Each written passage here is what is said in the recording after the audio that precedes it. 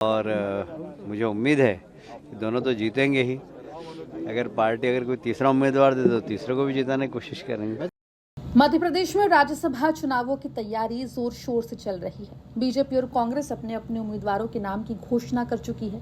वहीं बीजेपी के दोनों उम्मीदवार तरुण चुग और रजनीश अग्रवाल ने नामांकन भी दाखिल कर दिया है। उधर कांग्रेस की राज्यसभा उम्मीदवार मीनाक्षी नटराजन भोपाल पहुंची, जहां कांग्रेस के विधायक दल की बैठक हुई। राज्यसभा चुनावों की गहमागहमी के बीच मध्य प्रदेश के सियासी गलियारों में तीसरी सीट को लेकर काफी चर्चा है कि क्या मध्य प्रदेश में बीजेपी तीसरा उम्मीदवार उतारेगी। इस संभावना से ना ही कोई बीजेपी नेता इनकार कर रहा है और ना ही साफ शब्दों में कुछ कहता हुआ दिखाई दे रहा है। ऐसे में मध्य प्रदेश में बीजेपी के द्वारा तीसरे उम्मीदवार के उतारे जाने को लेकर लगातार सस्पेंस बना हुआ है। इसकी शुरुआत सबसे पहले मध्य प्रदेश सरकार में कैबिनेट मंत्री कैलाश विजयवर्गीय के बयान से हुई, जब उन्होंने मीडिया से बात करते हुए इंदौर में कहा कि अगर बीजेपी तीसरा उम्मीदवार उतारेगी तो उसे जिताने की पूरी कोशिश करेंगे। राज्यसभा सांसद के लिए मध्य प्रदेश से आए हैं, आपके पुराने मित्र भी हैं। आपने कल सोशल मीडिया पर पोस्ट कर उनको बधाइयां भी दी हैं। बड़ा डिसीजन पार्टी का।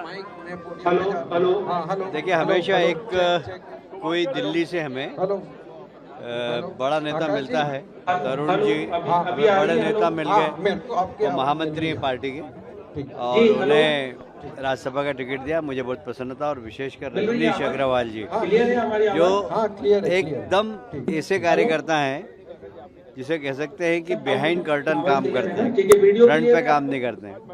तो पार्टी ने बहुत अच्छे दोनों टिकट दिए हैं। मैं हमारे शीर्ष नेतृत्व को इस बात के लिए धन्यवाद देता हूं, और मुझे उम्मीद है कि दोनों तो जीतेंगे ही। अगर पार्टी अगर कोई तीसरा उम्मीदवार दे तो तीसरे को भी जिताने की कोशिश करेंगे। तीसरे को लेकर बड़ा असमंजस चल रहा है।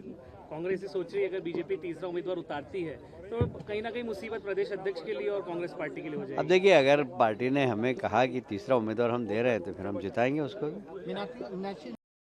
इतना ही नहीं, मध्य प्रदेश के मुख्यमंत्री डॉक्टर मोहन यादव से इंदौर में कार्यक्रम के बाद बीजेपी के तीसरी राज्यसभा सीट के बारे में लेकर सवाल किया गया तो उन्होंने कहा कि तीसरी सीट कहां जाएगी। धन्यवाद।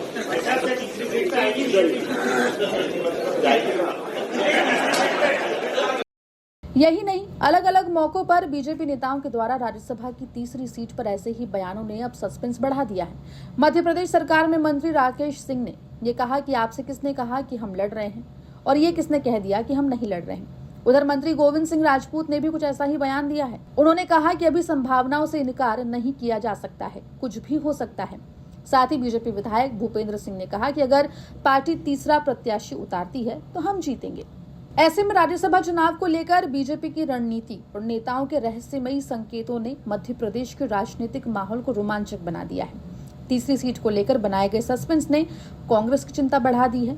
वहीं सवाल ये भी है कि आखिर बीजेपी अगर तीसरी सीट पे उम्मीदवार उतारती है तो किसे उतारेगी। माना जा रहा है कि अगर मध्य प्रदेश में बीजेपी तीसरी सीट पर उम्मीदवार उतारेगी तो संगठन से जुड़े किसी व्यक्ति के ही नाम को आगे करेगी। इधर तीसरी सीट को लेकर बनाए गए सस्पेंस ने कांग्रेस की चिंताएं बढ़ा दी है। पार्टी लगातार इसके राजनीतिक संदेशों को समझने की कोशिश कर रही है।